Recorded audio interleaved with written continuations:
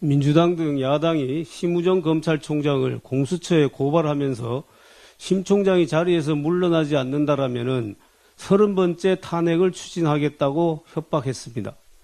민주당은 고발 및 탄핵 추진 사유로 심 총장이 윤석열 대통령에 대한 구속 취소 결정과 관련해 즉시 항고 절차도 밟지 않고 석방을 지휘하는 등 내란에 동조했기 때문이라고 주장했습니다.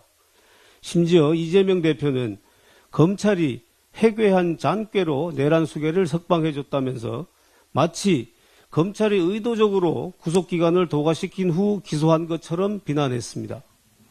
검찰의 잔꾀라고 하려면은 그동안 법원이 오랜 관행으로 일 단위로 계산해오던 구속기간 불산입 기준을 시간 단위로 계산하리라는 것을 검찰이 미리 예견하고 있었어야 합니다. 이것이 가당키나 하는 소리입니까? 검찰이 무슨 재주로 어떤 재판부에 배당될지도 모르는 기소 단계에서 장래의 사건을 배당받을 판사의 마음을 미리 꿰뚫어보고 기소를 한단 말입니까? 아무리 정치적인 비난이라고 하더라도 최소한의 근거나 합리성은 갖춰야 한다라고 생각합니다. 검찰의 즉시 항고권 포기에 대한 비난도 마찬가지입니다. 과거 헌법재판소는 법원의 구속 집행정지 결정에 대한 검사의 즉시 항고와 보석 허가 결정에 대한 즉시 항고에 대해 위헌으로 결정한 바 있어 구속 취소 결정에 대한 즉시 항고 역시 위헌으로 기결되리라는 것은 법조인이라면 누구나 알 수 있는 상식입니다. 이렇게 위헌임이 뻔한 즉시 항고권을 행사하여 피고인을 석방하지 않는다면 검찰은 인권보호기관으로서의 직무를 포기하는 것이고 오히려 불법 감금 등의 형사 책임도 문제될 수 있습니다. 따라서 검찰이 헌법재판소의 위헌 결정 취지에 맞게 즉시 항고를 포기하고 대통령에 대한 석방을 결정한 것은 법리에 충실한 타당한 결정입니다.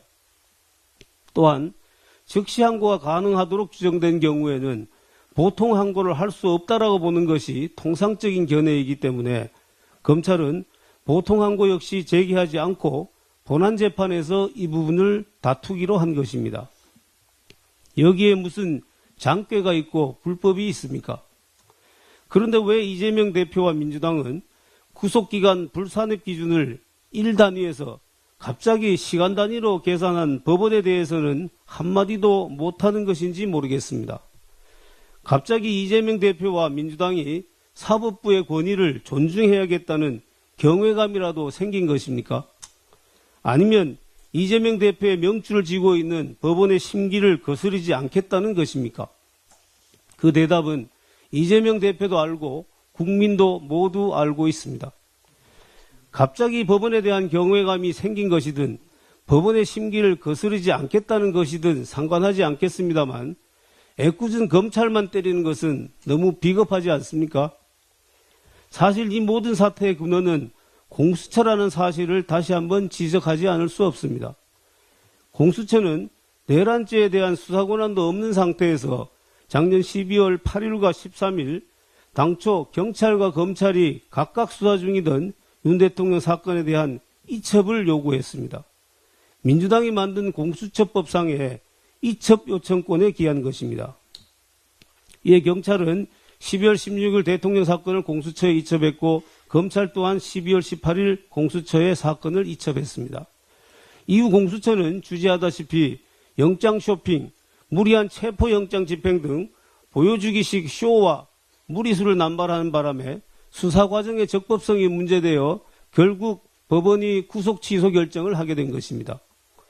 민주당은 애꿎은 검찰 때리기와 30번째 탄핵 추진 대신 공수처를 탄생시킨 원죄부터 겸허한 마음으로 돌아보기 바랍니다.